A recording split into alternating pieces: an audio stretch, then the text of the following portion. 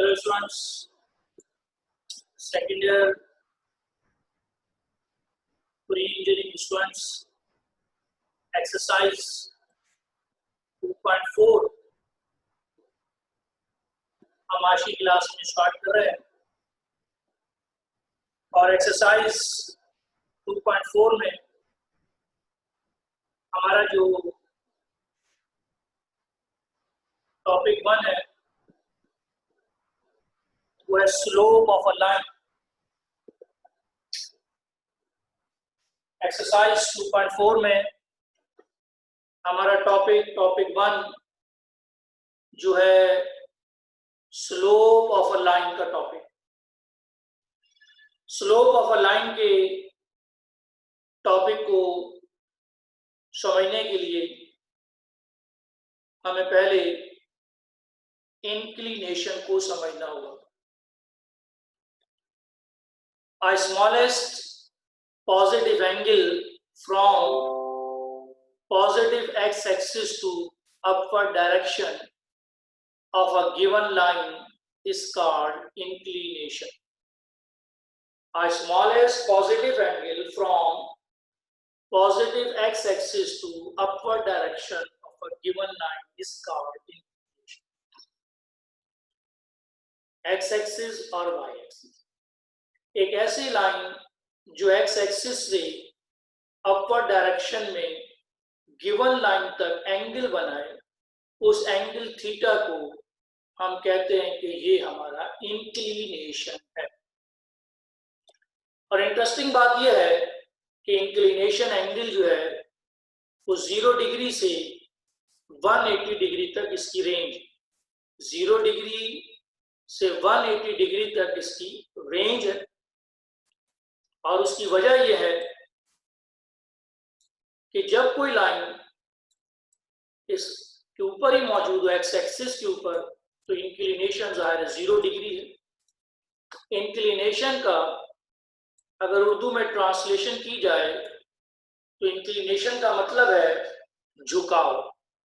हम किसी भी लाइन का जो झुकाव है, जो बेंडिंग है, वो उसके इंक्लिनेशन से समझते हैं। जैसे कि यहाँ पे इंक्लिनेशन है 30 डिग्री, यहाँ पे इंक्लिनेशन हो जाए 45 डिग्री, इस तरह से इंक्लिनेशन एक्सटेंड होता जा रहा है।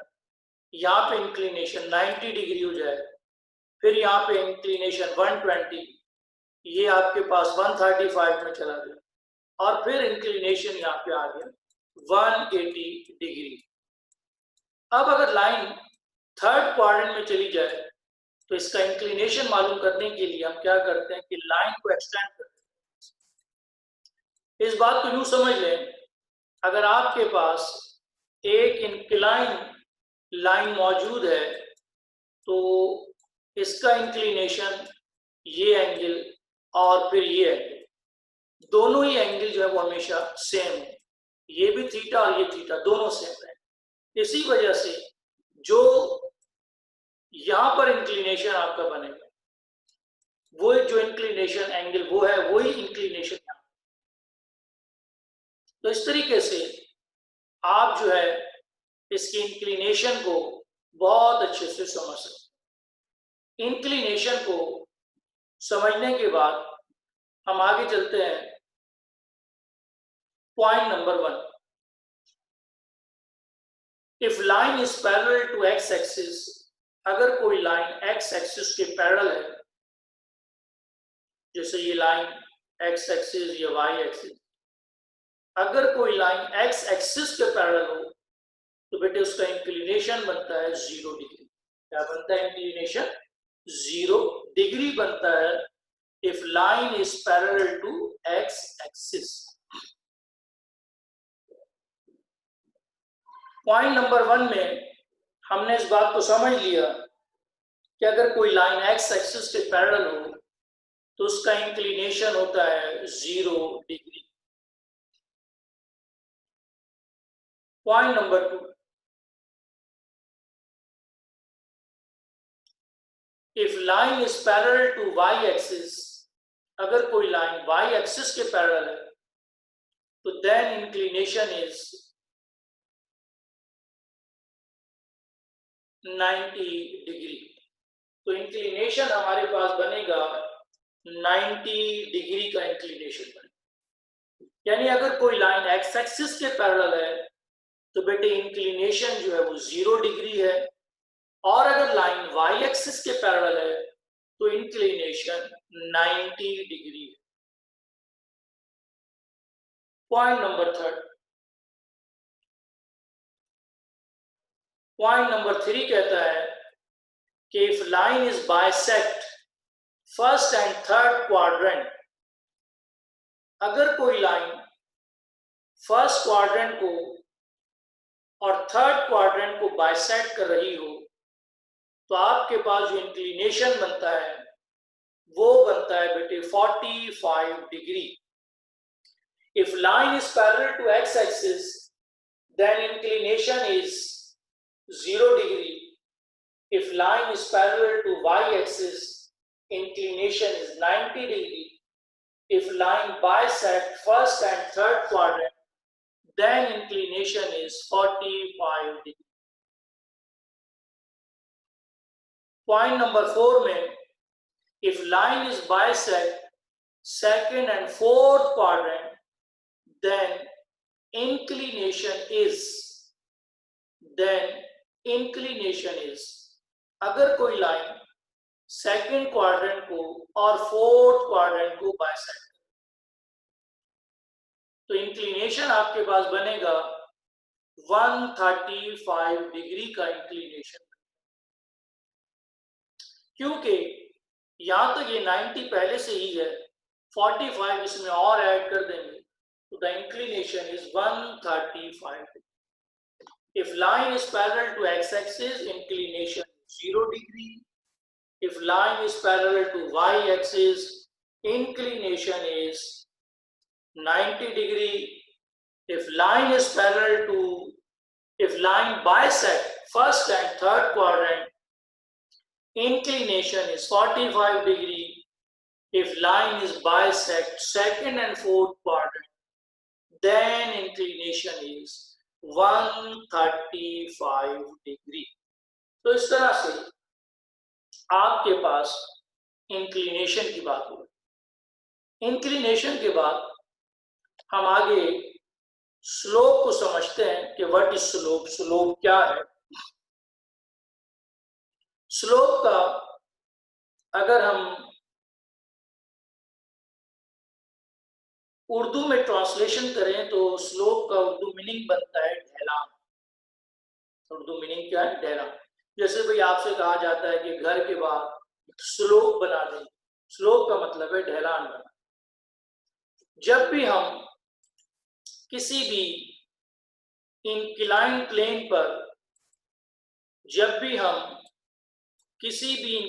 प्लेन पर कोई भी डिस्टेंस कवर करते हैं तो हम एक्चुअल में एक वक्त में 2 डिस्टेंस कवर करते हैं।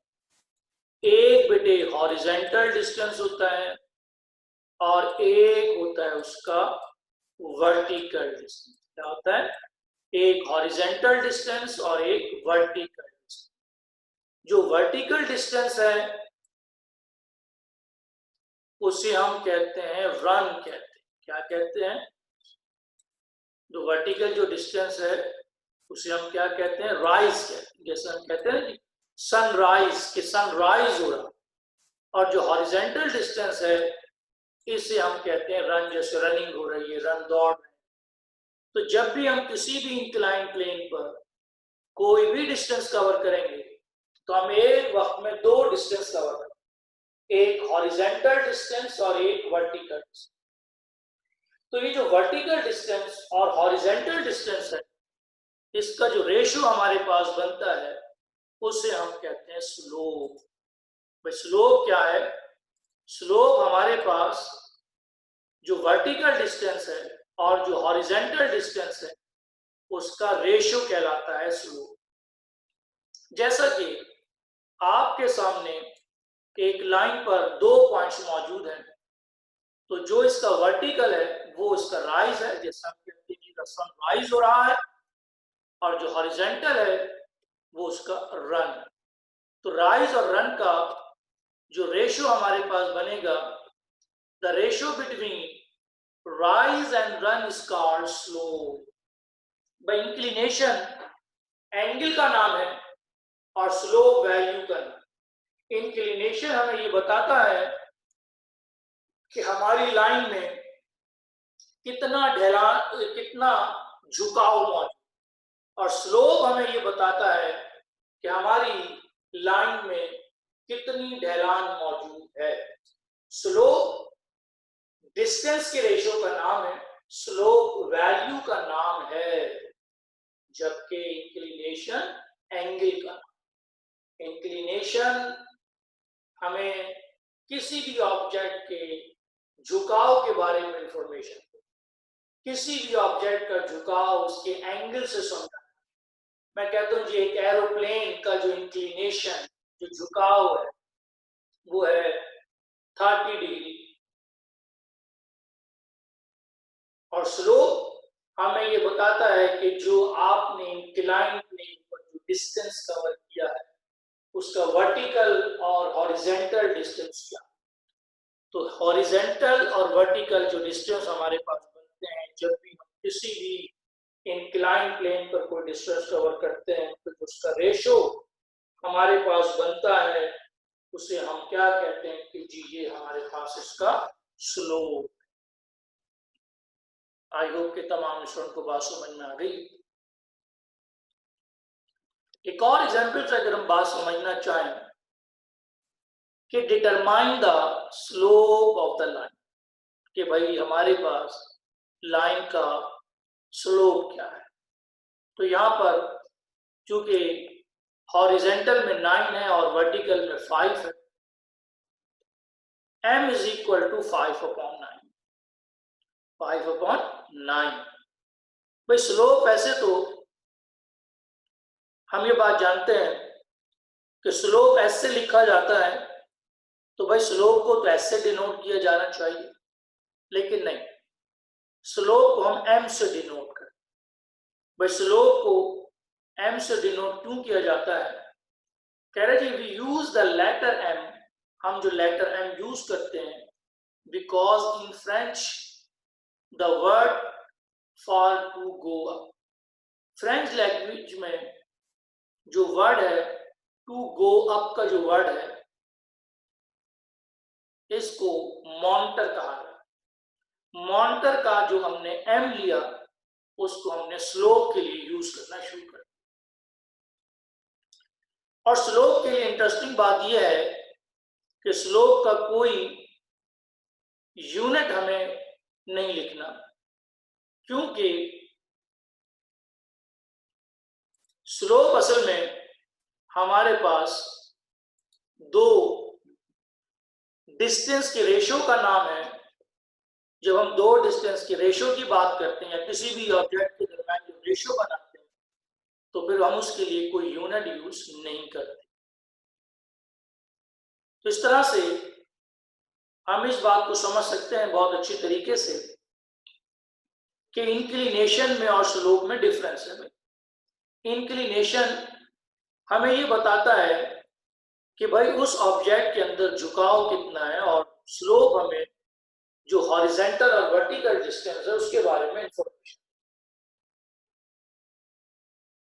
स्लोप एक वैल्यू का नाम है और इंक्लिनेशन बेटे एक एंगल का नाम। जब भी हम इंक्लिनेशन की बात होगी वहां एंगल का जिक्र है, और जहां स्लोप की बात होगी वहां पर वैल्यू का जिक्र है। ठीक है, आई होप के तमाम स्टूडेंट इस बात को बहुत अच्छे से समझ रहे हैं।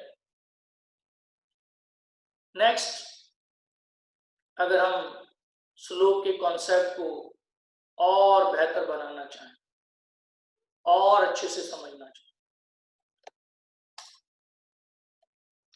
तो हम इसको ग्राफ पर समझ सकते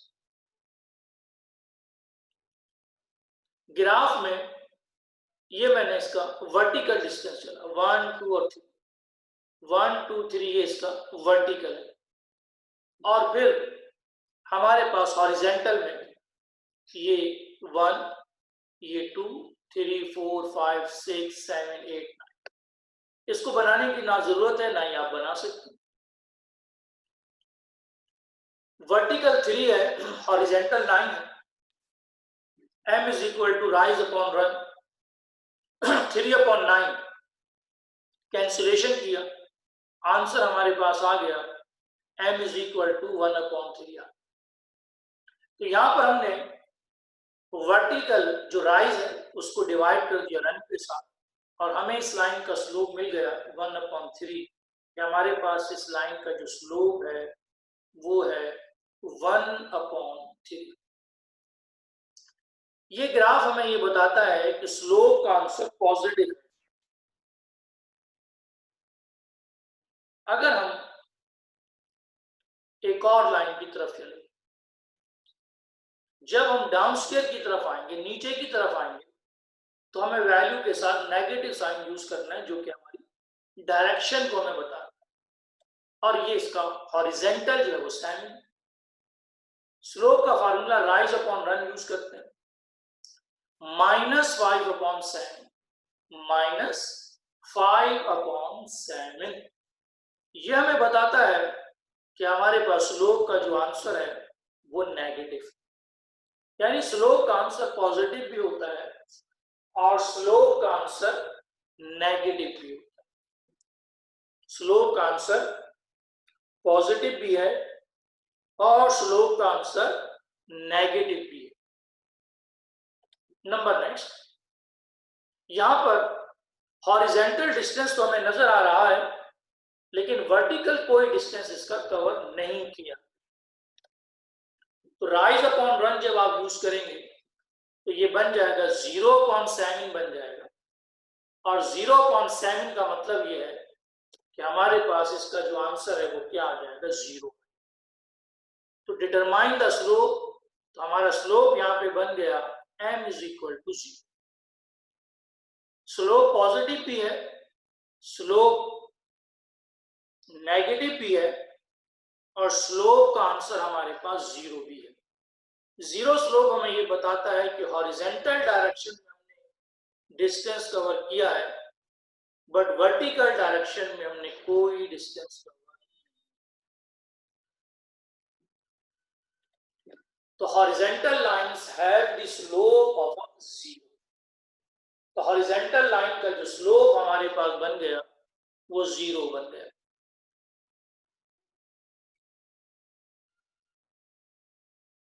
नेक्स्ट, अगर हम ग्राफ पर इस बात को और समझें कि जो हमारे पास वर्टिकल है, वर्टिकल डिस्टेंस तो हमें नजर आ रहा है यहाँ पे, लेकिन हॉरिजेंटल डिस्टेंस नहीं।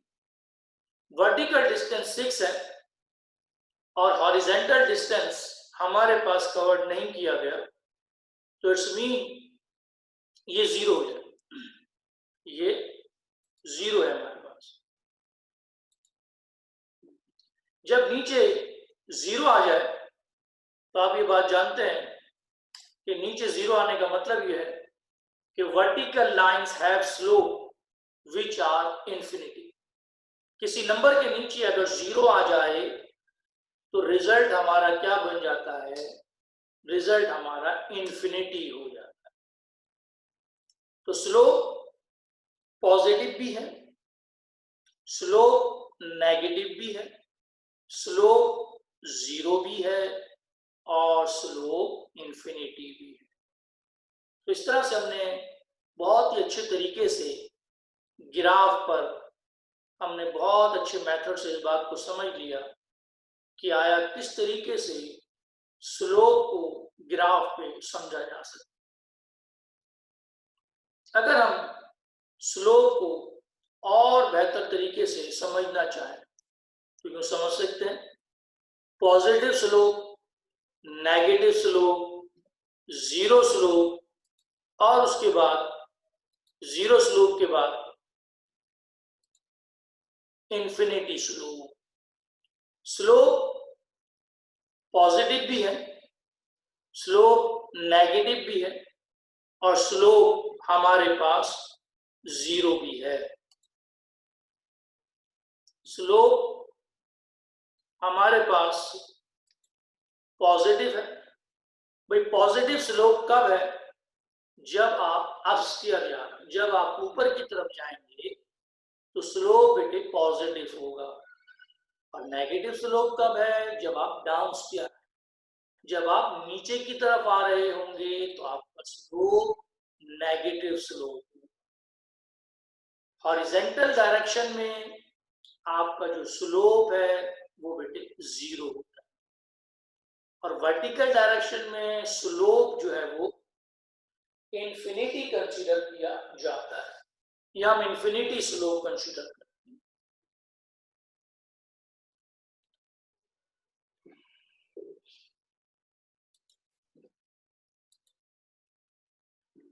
स्लोप में हमने ग्राफिकल ग्राफ से positive slope, negative slope, 0 slope और फिर इंफिनिटी जो स्लोप है, इनकी डायरेक्शन को समझ लिया। अगर आप और बेहतर कॉन्सेप्ट बनाना चाहें स्लोप का, तो वो आप इस तरीके से भी बना सकते हैं। स्लोप ऑफ माउंटेन में जब आप अपस्टीयर जा रहे हैं, ऊपर की तरफ जा रहे हैं, तो ये आपका पॉजिटिव स्लोप। जब आप डाउनस्टीयर आएंगे, नीचे की तरफ आएंगे, तो ये आपका नेगेटिव स्लोप। जब आप पैरेलल जाएंगे तो ये आपका 0 स्लोप की डायरेक्शन, और जब आप वर्टिकल आएंगे तो ये आपका नो स्लोप, मतलब इंफिनिटी स्लोप। फिर समझ लें तमाम स्टूडेंट इस बात को बहुत अच्छी तरीके से समझ,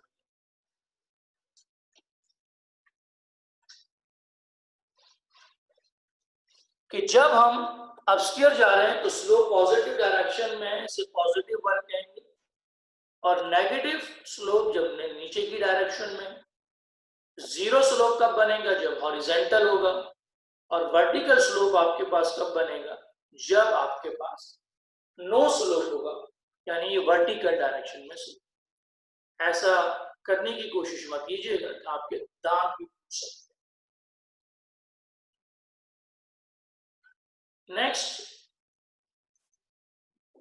पॉइंट्स की तरफ जाने से पहले हम अपने पॉइंट्स को फिर से रिवाइज करें।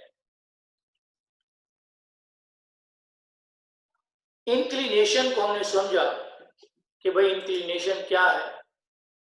तो इंक्लिनेशन के बारे में मैंने ये बताया कि एक ऐसा एंगल जो पॉजिटिव एक्स एक्सिस से अपवर्ड डायरेक्शन में गिवन लाइन तक बनता है, उसे हम कहते हैं इंक्लिनेशन।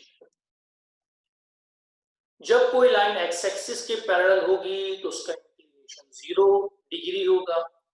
जब लाइन वाई एक्सिस के पैरेलल होगी तो इंक्लिनेशन 90 डिग्री होगा।